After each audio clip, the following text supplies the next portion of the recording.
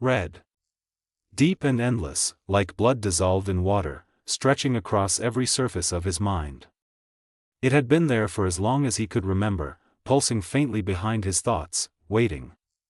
Sometimes it shifted into other colors, orange, blue, green, purple, but red always returned. Red was the foundation. He was 4 years old when he first found the door.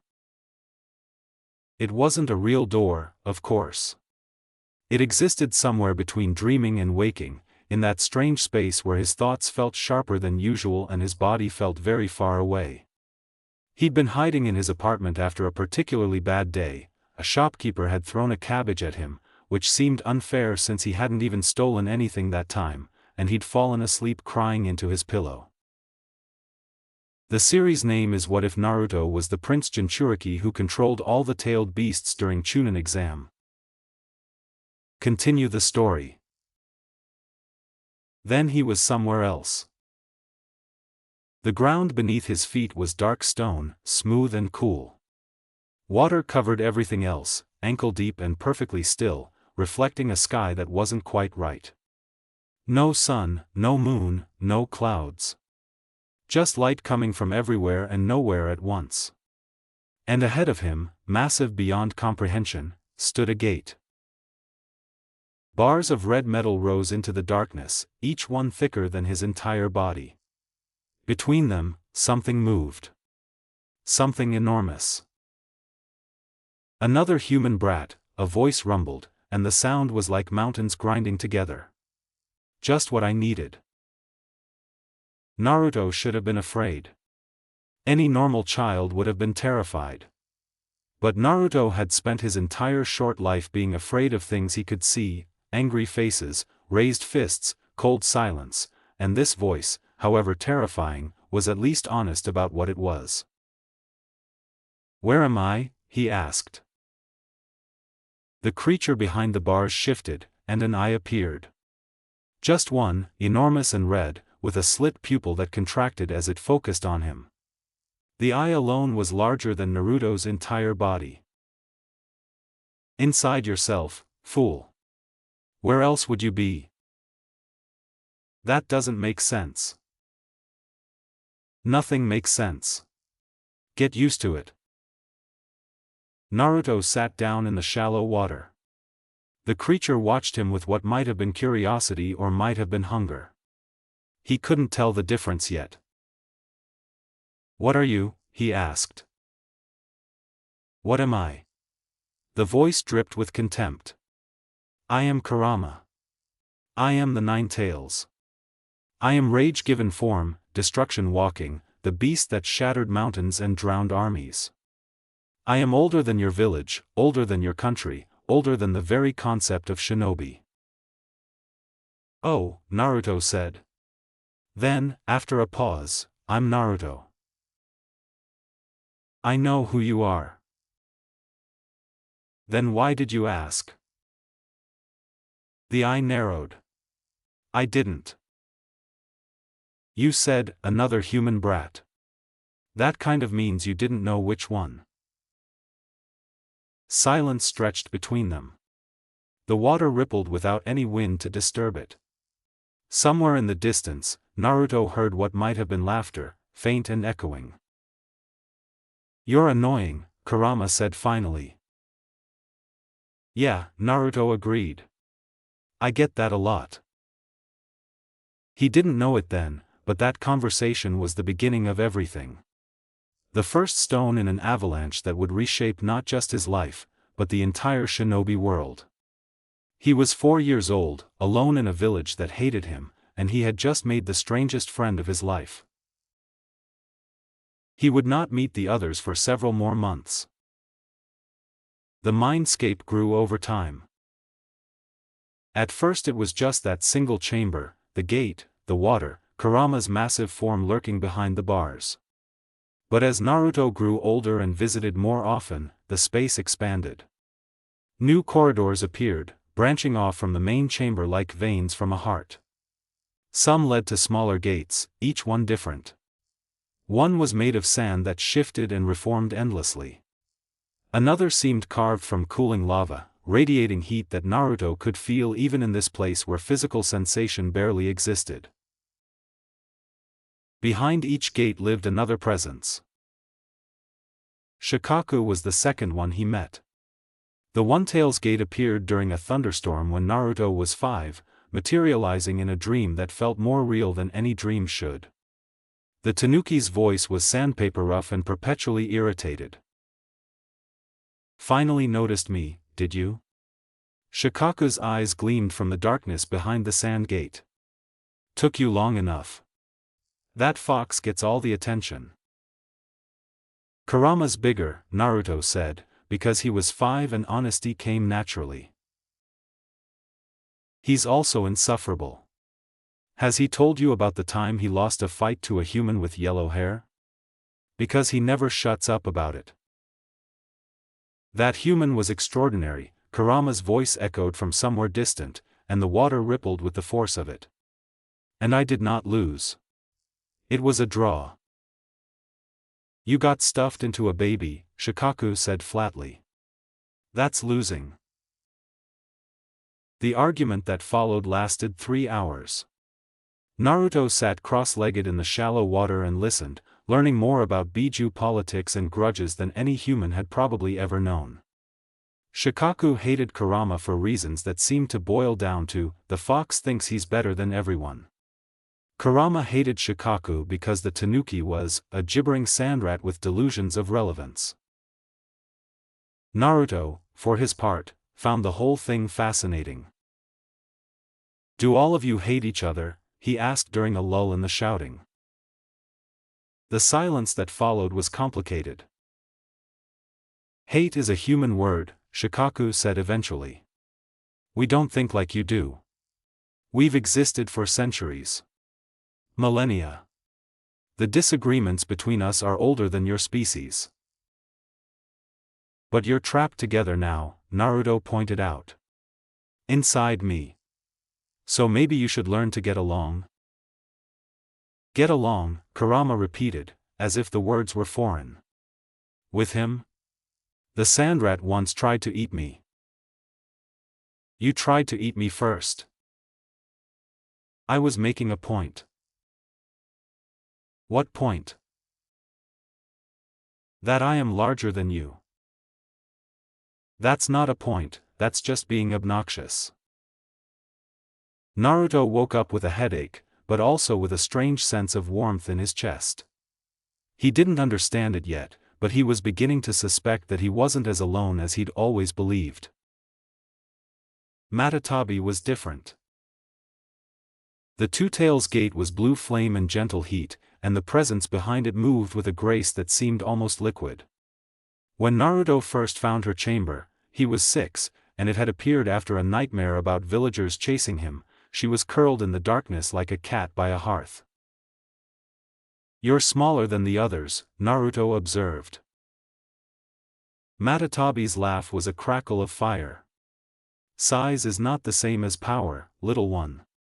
Kurama is the largest of us, yes, but he is also the most predictable. Rage can only express itself in so many ways." "What ways can you express yourself?" "Come closer and find out." He did, though cautiously. The blue flames around her gate didn't burn him when he touched them. They felt like warm water, like the bath he sometimes took at the orphanage when the matron wasn't watching and he could steal a few extra minutes. "The others talk about you," Matatabi said, her voice carrying a purr beneath the words. "Kurama pretends you're a nuisance, but he watches for you. Shikaku complains constantly, but he stopped threatening to destroy everything when he wakes. He still threatens to destroy things. He threatened to destroy my neighbor's dog yesterday. That's progress. He used to threaten entire countries." Naruto sat down, his back against the warm bars of her gate. "Why are you all inside me? Nobody will tell me." Matatabi was quiet for a moment. Her flames dimmed slightly, then brightened again. "That is a question with a long answer, little one. And I suspect you are not yet ready for it. When will I be? When you stop asking why and start asking what now. The first question leads to the past. The second leads to the future. And your future, Naruto Uzumaki, is going to be very interesting indeed. He didn't understand what she meant at the time. But he filed the words away, as he filed away everything the Biju told him. Their voices were the only ones that didn't hurt, and he was learning that some knowledge needed to be kept safe before it could be understood. The village outside the mindscape was a different world entirely. Naruto learned early that adults in Konoha fell into 3 categories. The first category ignored him completely, looking through him as if he were made of glass. The second category watched him with open suspicion, muttering words he didn't understand, monster, demon, that night. The third category was the smallest, consisting almost entirely of the old man in the red hat who visited sometimes with candy and kind words. Hiruzen Sarutobi was the third Hokage, which Naruto understood to mean he was the most important person in the entire village. He was also the only adult who looked at Naruto without flinching. The seal, Hiruzen said one evening, sitting across from Naruto in the tiny apartment the village had provided. He'd brought dango and tea, which Naruto was trying very hard not to inhale all at once. Do you know what it does? Naruto touched his stomach, where the red X-shaped mark pulsed faintly beneath his shirt. It keeps them inside. Partially. The seal your father created is unusual. Hiruzen's voice carried a weight that Naruto was too young to fully grasp. Most Jinchuriki, most containers of tailed beasts, hold only one. Your father chose to seal all 9 within you. The Shinigami's mark prevents their chakra from destroying your body. Why did he do that? Hiruzen was quiet for a long moment. The steam from his tea curled upward and vanished. I wish I could tell you. Your father was a brilliant man, Naruto. The 4th Hokage. He must have had a reason. But he died before he could explain it, and the technique he used was one that even I do not fully understand. Naruto absorbed this. He knew his father was the 4th Hokage, Hiruzen had told him that much, though he'd also asked him to keep it secret for now. What he didn't know was why his father had chosen to put 9 monsters inside him and then leave him alone in a village full of people who hated him. The Biju, at least, had stopped feeling like monsters. He must have loved you very much, Hiruzen said quietly. To trust you with such a burden. Naruto didn't know what to say to that. He ate his dango instead, and the sweetness helped cover the ache in his chest. The other Biju revealed themselves gradually. Isabu's chamber appeared when Naruto was 7, a vast underwater space where the 3-tailed turtle drifted like a living island. His voice was slow and deep, each word considered before it was spoken. You are very small, Isabu observed. Everyone keeps telling me that. Perhaps because it is true. But small things can contain great depths. The turtle's eye, large as a wagon wheel, blinked slowly. The ocean seems endless from above, but it has limits. What you carry inside yourself has no limits. That is why you frighten them. The villagers? All humans. They sense what you contain and they do not understand it. Fear and ignorance are old friends. They walk together and hold hands. Naruto floated in the warm water of Isabu's chamber, weightless and strange. Are you afraid of me? Isabu's laugh was a rumble of distant thunder. I am afraid of what you might become. But I am also curious. No human has ever carried all of us. Even the sage of 6 paths, he stopped himself. That is a story for another time. I want to hear it now. No. Stories have proper moments. This is not one of them. Naruto kicked his feet in frustration, sending ripples across the surface of the water. You all keep saying things like that. Not yet.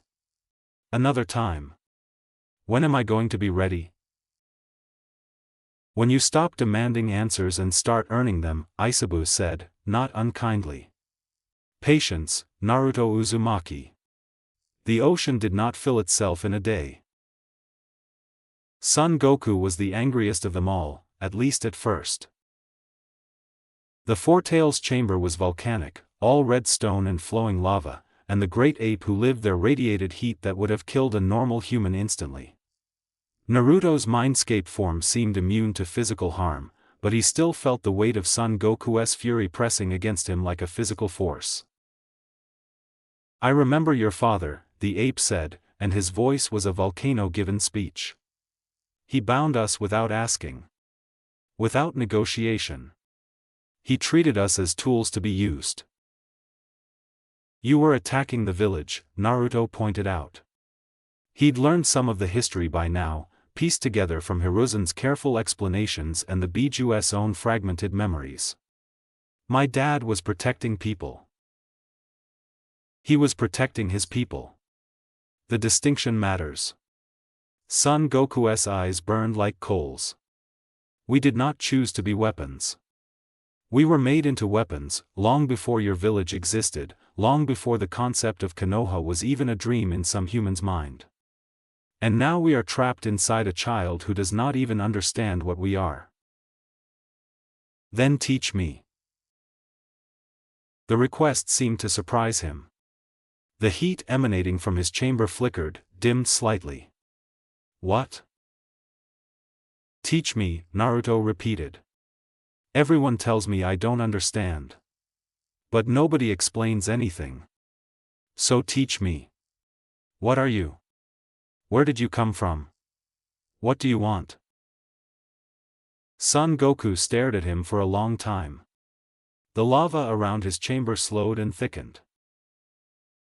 You are strange, he said finally. Most humans want power. They do not want understanding. Can't I want both? Another pause. Then, slowly, the ape's mouth curved into something that might have been a smile. Perhaps you can. Sit down, Naruto Uzumaki. I will tell you about the Sage of Six Paths. And about the day we were born. Kokuo's chamber smelled like steam and clean water. The five tails moved with a strange hybrid grace, part horse and part dolphin, and her voice carried echoes of whale song beneath the words. The others are warming to you, she observed. Even Son Goku, which surprises me. He has been angry for a very long time. Did my dad make you angry too? Kokuo considered the question. Your father was different. When he performed the sealing, he did something I have never seen before. Most seals are cages. His was an invitation. A bridge instead of a wall. What do you mean? You can enter our chambers freely.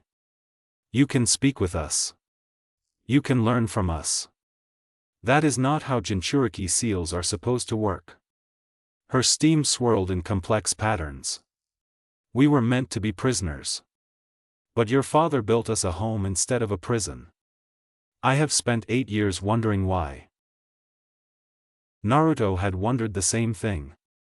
The more he learned about his father, the less he understood. Minato Namikaze had been a genius, a hero, the youngest Hokage in the village's history. He could have sealed Kurama alone and been done with it.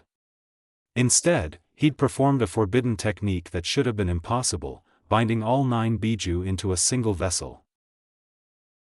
Why does everyone keep saying they don't know why he did it? Naruto asked. He must have had a reason. He must have, Kokuo agreed. But knowing and understanding are different things. I know what your father did. I do not understand why he did it. And I suspect the answer to that question will change everything. When will I find out? When you are strong enough to survive the answer. Her voice softened. Power attracts attention, Naruto Uzumaki. And you contain more power than any living being. There are people who will want to use you, people who will want to destroy you, and people who will want to understand you for reasons that have nothing to do with your well-being. So what do I do? Survive. Grow. Learn. And trust no one who offers easy answers. Saiken was the most talkative of the Biju, which surprised Naruto. Something about a giant slug seemed like it should be slow and silent.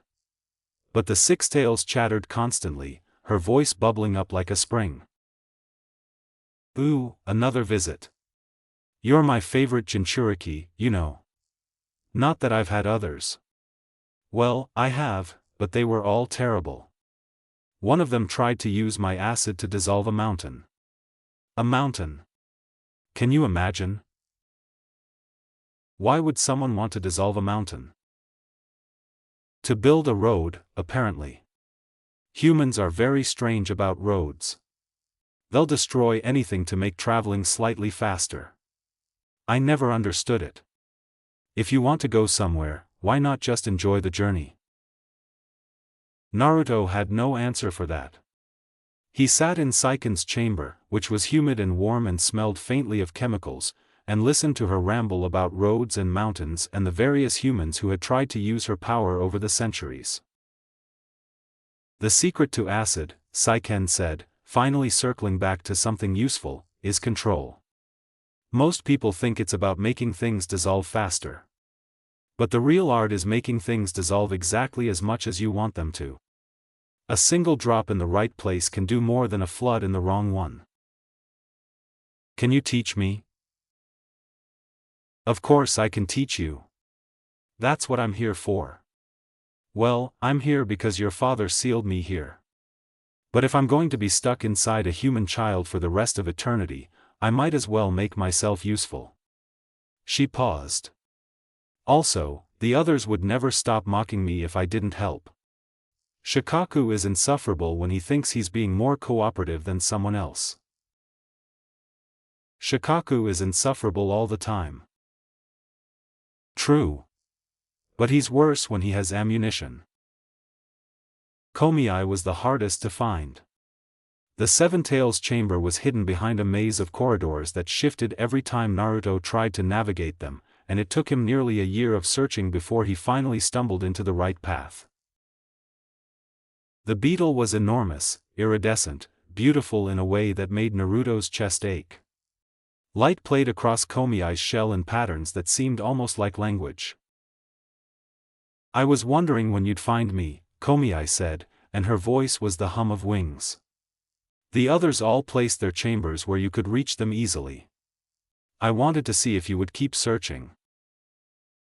Why? Because persistence matters more than power.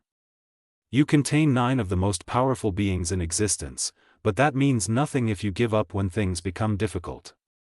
Her wings shimmered. You didn't give up. That's good. You're the only one who tested me like that. Am I? Or am I the only one who was honest about it? Komiai's laugh was a gentle buzz. Kurama tested you by being difficult.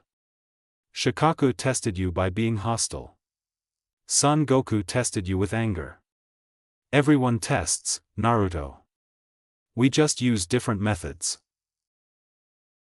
What's your method? Patience. And observation. The beetle's compound eyes reflected infinite versions of Naruto's face. I can sense things the others cannot. Chakra signatures. Emotions. Intentions.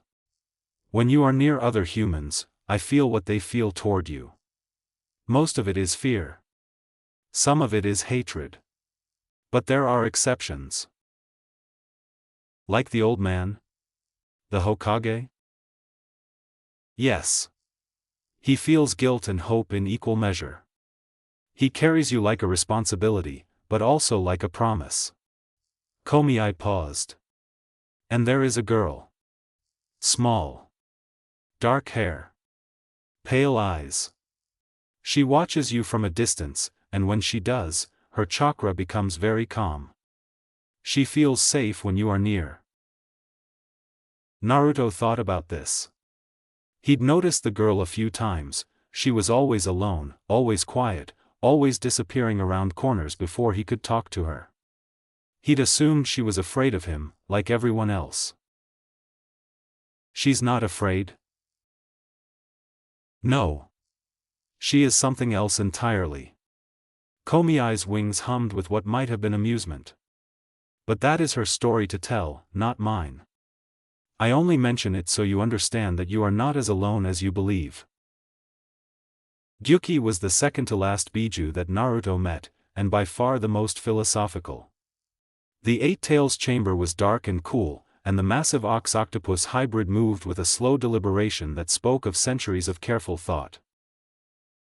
Kurama talks about you constantly, Gyuki said. He pretends to be annoyed, but I've known him for 1,000 years. He's interested. Interested in what? In what you might become. We all are. Gyuki's tentacles moved in patterns that reminded Naruto of the ink brushes he'd seen in the academy.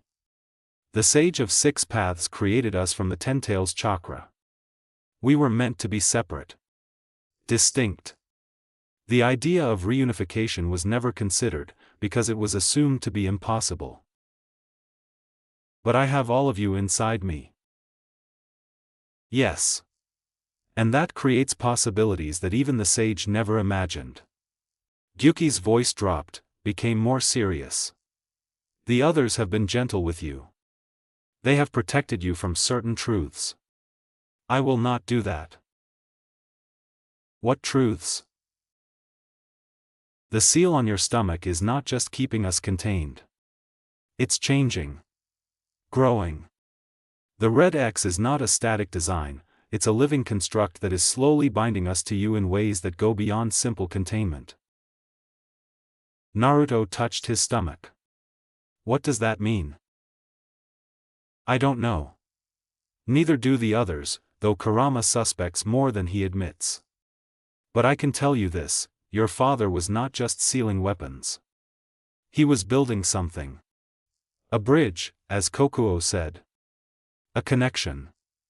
And the Shinigami's mark suggests that whatever he was building, it required a sacrifice beyond his own life. A sacrifice? What kind of sacrifice?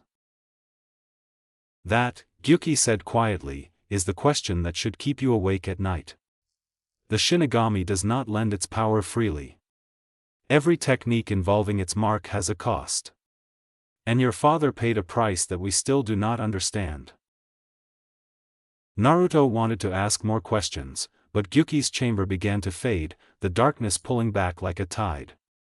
The conversation was over, at least for now.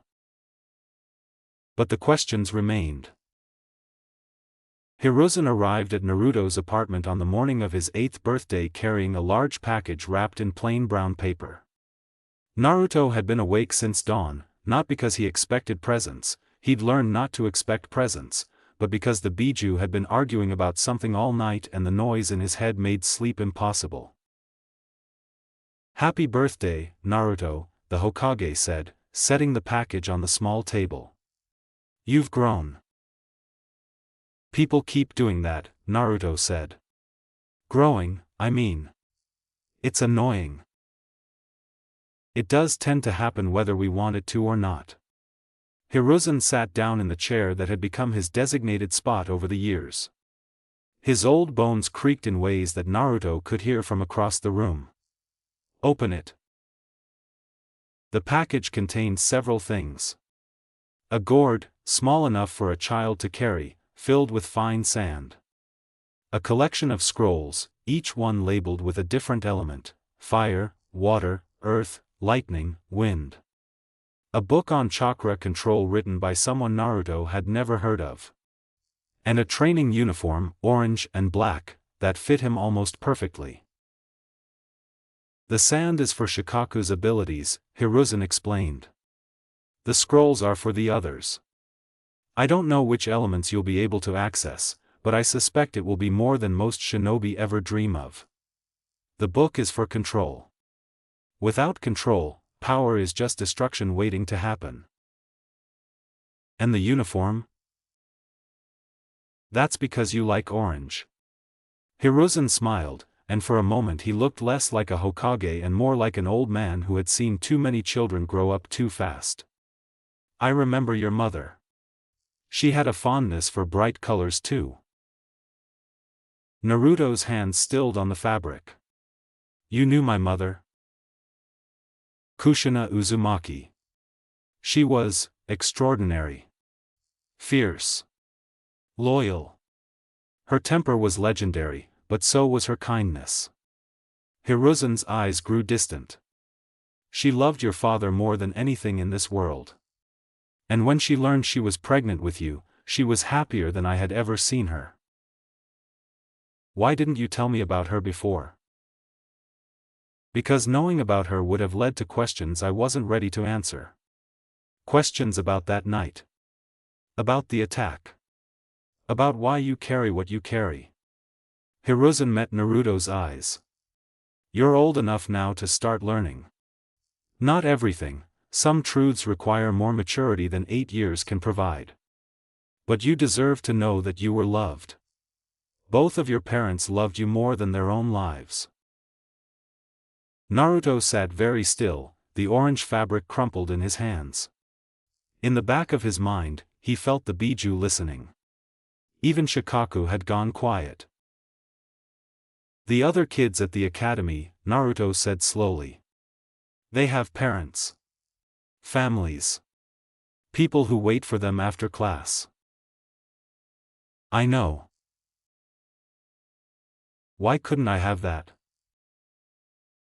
Hiruzen was quiet for a long moment. When he spoke, his voice was heavy with years of regret. Because your parents gave their lives to protect this village. And to protect you. The burden you carry is their gift and their sacrifice, and I wish every day that I could have found another way. But I cannot change the past. All I can do is help you prepare for the future. Naruto nodded slowly.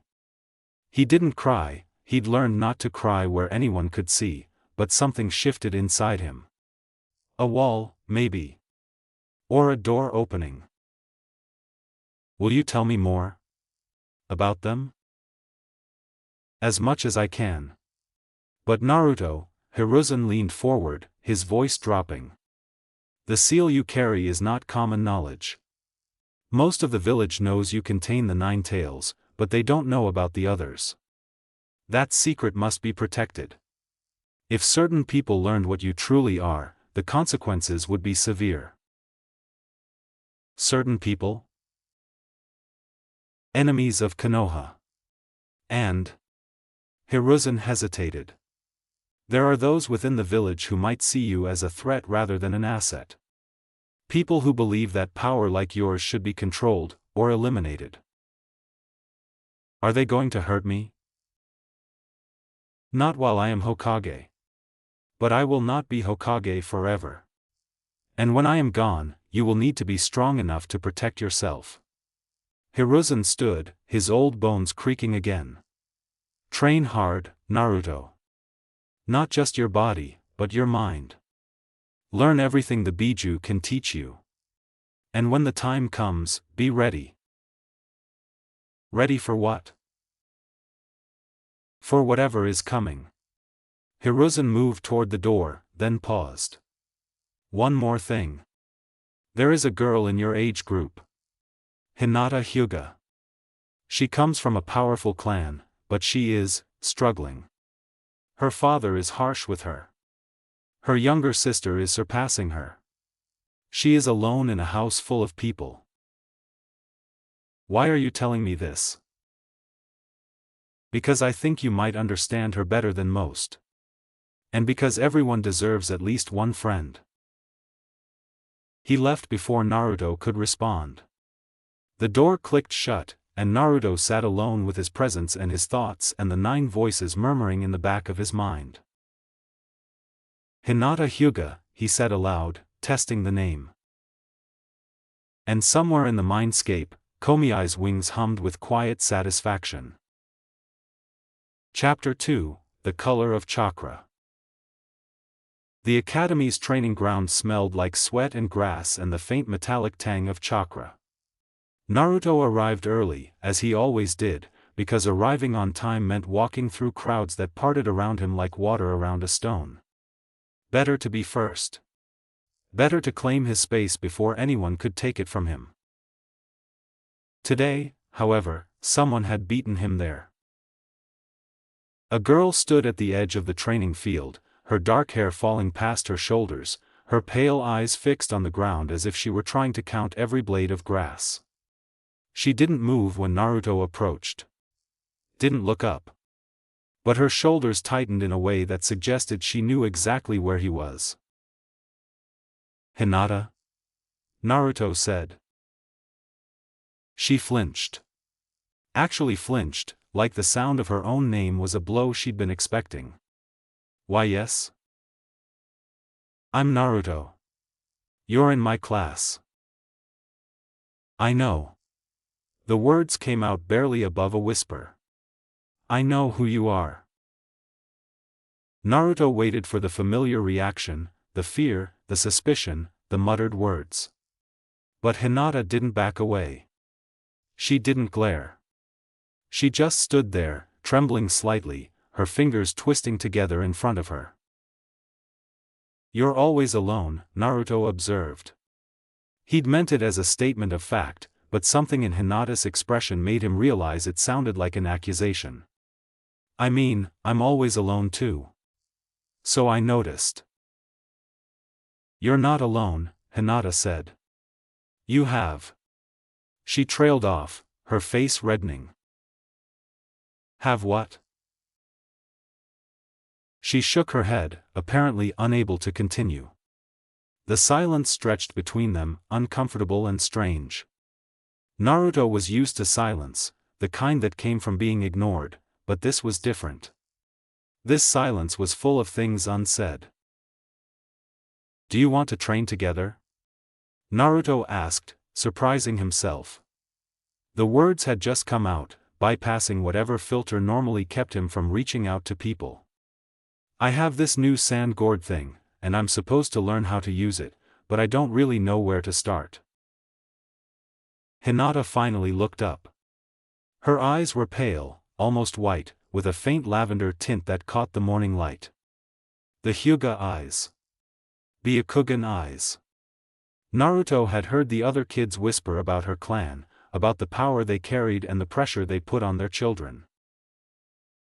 "You want to train with me?" she asked, as if the concept was entirely foreign. "Is that weird?" "No. I mean, no, it's not weird. It's just." She took a breath, visibly steadying herself. "Nobody ever wants to train with me." "Then they're stupid," Naruto said, with the casual certainty of an 8-year-old who had stopped caring what other people thought. "You're a Hyuga, right? Your family has that gentle fist thing. That's cool." "It's not cool when I do it. I'm not very good." "Then get better. That's what training is for." Hinata stared at him.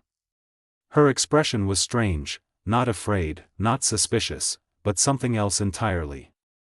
Something Naruto didn't have a name for. "Okay," she said finally. "I'll train with you." The sand was harder to control than Naruto expected. Shikaku's voice echoed in his head, offering advice that ranged from genuinely useful to actively malicious. "You're thinking about it wrong. Don't command the sand, convince it. Sand has memory. It remembers being stone, being mountain. Remind it of what it used to be." "That doesn't make any sense," Naruto muttered, trying to lift a handful of sand into the air. It drifted uselessly back to the ground. It makes perfect sense, you just have the spiritual awareness of a brick. Asterisk. This is why nobody likes you. Matatabi likes me. Matatabi tolerates you. There's a difference. Hinata watched from a few feet away, her expression shifting between confusion and concern. Who are you talking to? Naruto froze. He'd forgotten she was there. Forgotten, for a moment, that other people couldn't hear the conversations happening inside his head. Nobody. Myself. I do that sometimes. You said someone doesn't like you. Did I? Naruto laughed, the sound slightly too loud. That's weird. I must be more tired than I thought. Hinata didn't look convinced. But she also didn't press, which Naruto appreciated more than he could express. She just sat down in the grass and began her own exercises, her hands moving through the gentle fist forms with a precision that belied her earlier self-criticism. She was good. Not perfect, her movements lacked confidence, and she hesitated at key transition points, but the foundation was there. Naruto could see it, even without the Byakugan.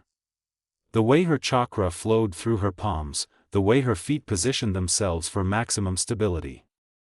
She had been trained thoroughly, even if someone had convinced her the training hadn't taken.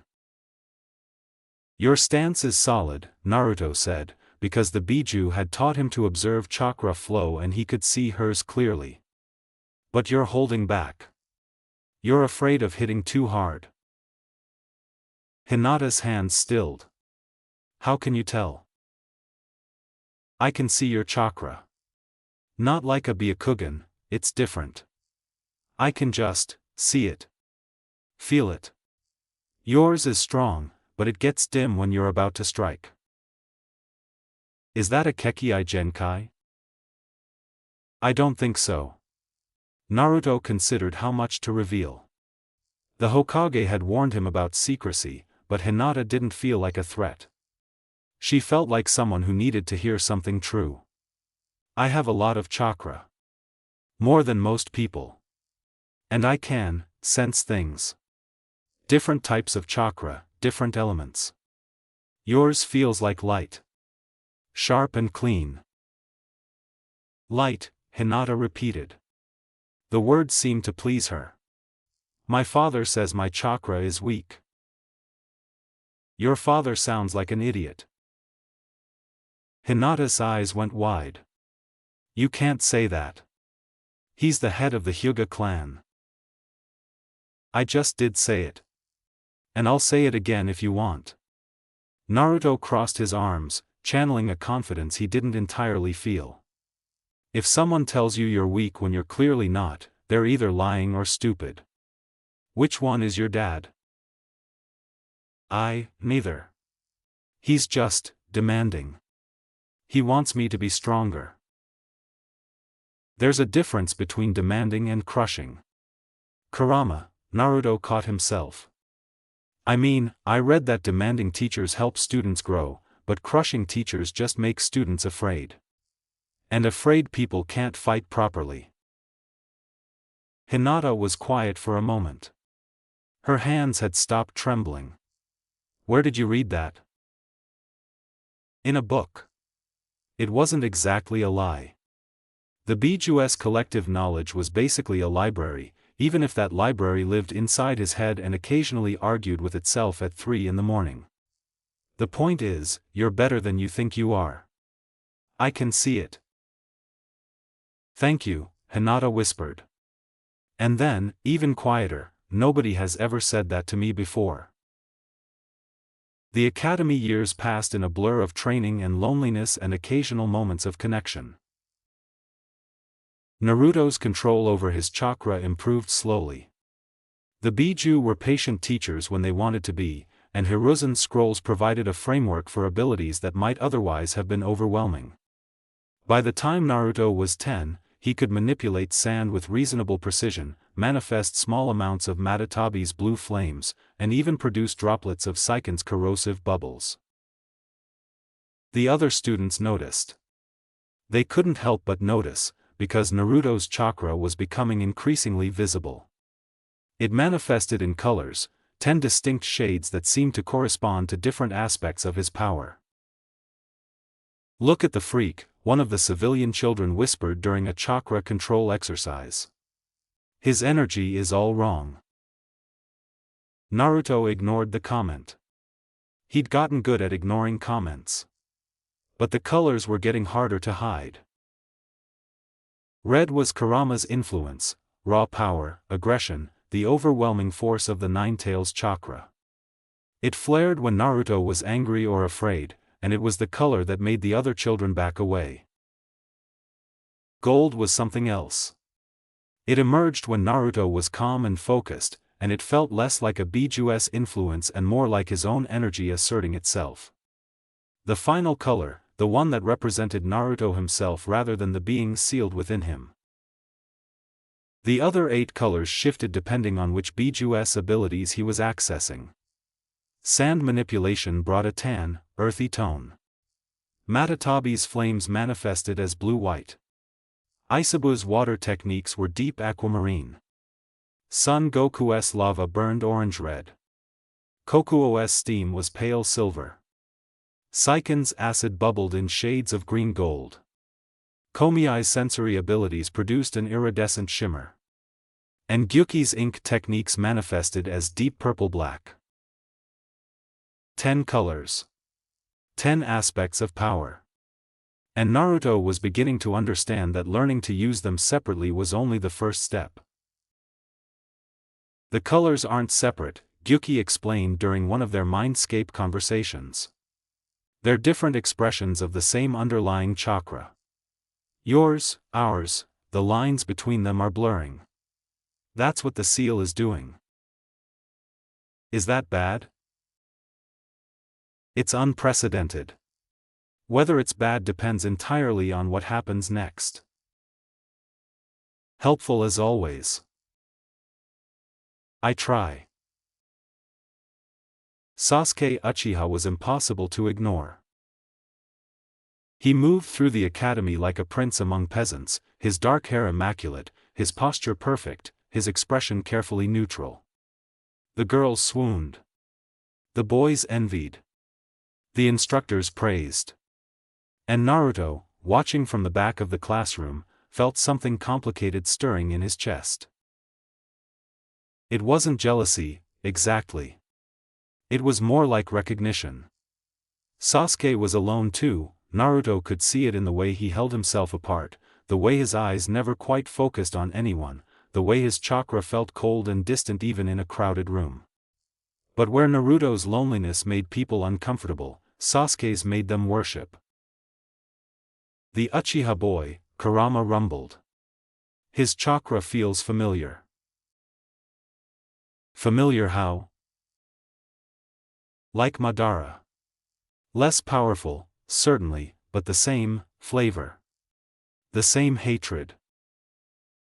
"He doesn't seem hateful. He seems sad." "Those are often the same thing, in humans." Naruto wasn't sure about that. But he filed the observation away, adding it to the growing collection of information he was accumulating about his classmates.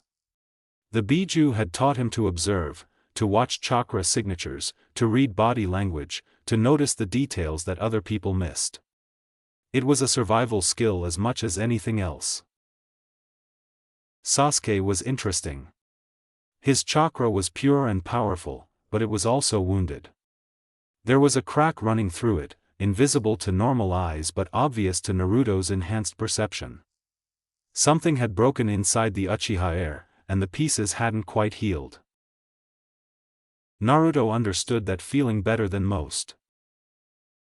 He decided, on a whim, to introduce himself. "You're Sasuke Uchiha," he said, falling into step beside the other boy after class. "I'm Naruto." Sasuke didn't look at him. "I know who you are." "Then why haven't we talked before?" "Because I have nothing to say to you." Rude. Naruto kept walking, undeterred. I have plenty to say to you. Like, why do you always sit alone at lunch? There's room at my table. Sasuke stopped walking. Turned. His eyes were black and flat, like chips of obsidian. I sit alone because I prefer it that way. And I'm not interested in being friends with the village pariah. The words should have hurt. They were designed to hurt. But Naruto had heard worse from adults who actually meant it, and Sasuke's delivery felt more like a reflex than genuine cruelty. You're not as cold as you pretend to be, Naruto said. I can see your chakra. It's sad, not angry. Sasuke's expression flickered. Just for a moment. Then the mask snapped back into place. Stay away from me. He walked off, his shoulders rigid, his chakra pulsing with something that felt almost like fear. Naruto watched him go, more curious than offended. That could have gone better, Komiai observed from the mindscape. He's interesting. He's dangerous. That much hatred in someone so young. Not hatred, Naruto said quietly. Grief. He lost something. He lost everything. And he doesn't know how to put it back together. And you think you can help him? I think I can understand him. That's a start. The years continued their slow march forward. Naruto trained. Hinata trained alongside him, growing more confident with each passing month. The other children kept their distance, but the sting of rejection had faded into a dull ache that Naruto barely noticed anymore. He had the Biju. He had Hinata. He had Hiruzen's occasional visits and the steady rhythm of improvement. And he had the colors. By the time he was 11, Naruto could access all 9 of the Biju's basic abilities. None of them were fully developed. He couldn't create tidal waves like Isabu or summon storms of fire like Matatabi, but the foundations were solid. Sand, flame, water, lava, steam, acid, sensory enhancement, ink manipulation. He could use them all, though not simultaneously. The strain of maintaining multiple abilities at once was still too great. The key is integration, Son Goku said during one of their training sessions. You're using our powers as separate tools. That's inefficient. True mastery means treating them as extensions of a single ability. How do I do that? Meditation. Visualization. You need to see all 10 colors as parts of a single spectrum, not separate elements. Naruto tried. He spent hours in the mindscape, working with the Biju to blend their chakras together. The results were unpredictable. Sometimes he managed to combine sand and fire into something that looked like molten glass. Other times, the attempts fizzled into nothing, leaving him exhausted and frustrated. You're pushing too hard, Kurama said. Power cannot be forced. It must be accepted. That sounds like something Gyuki would say. Gyuki is pretentious. But occasionally correct. Heard that? Gyuki's voice echoed from the distant chambers. You were meant to. Naruto laughed. The sound surprised him. Genuine laughter had been rare in his childhood, and it still felt strange in his throat. But here, in the mindscape, surrounded by the 9 beings who had become his strangest family, it came more easily. Thank you, he said. All of you. For helping me. Silence answered him. And then, one by one, the Biju spoke. You're welcome, brat. Shikaku. It has been our honor. Matatabi. The ocean is patient. So am I, Isabu. You are less annoying than I expected. Son Goku. Keep growing. Keep learning. Kokuo. You're the best Jinchuriki ever. Saiken. Your persistence is admirable. Komiai. The path is long. Walk it carefully. Gyuki. And finally, Kurama, his voice softer than Naruto had ever heard it, your father made the right choice. I wasn't sure. I wasn't sure for years. But he was right. Naruto touched his stomach, where the red X pulsed with gentle warmth. What did he want me to become? That, Kurama said, is something you will have to discover for yourself. The final year of the academy arrived faster than Naruto expected. He was 12 years old, and he could feel the future pressing against his skin like a storm about to break. The graduation exam was approaching. Team assignments were being discussed. And somewhere in the shadows of Konoha, forces were stirring that would change everything. Naruto didn't know any of that yet. All he knew was that he had training to do, a friend to support, and a rival who refused to acknowledge his existence. But the pieces were in motion. The game had already begun. And in the depths of the mindscape, the 9 Biju watched and waited, their chakras slowly merging with Naruto's in ways that even they didn't fully understand. The 10 colors were about to become one.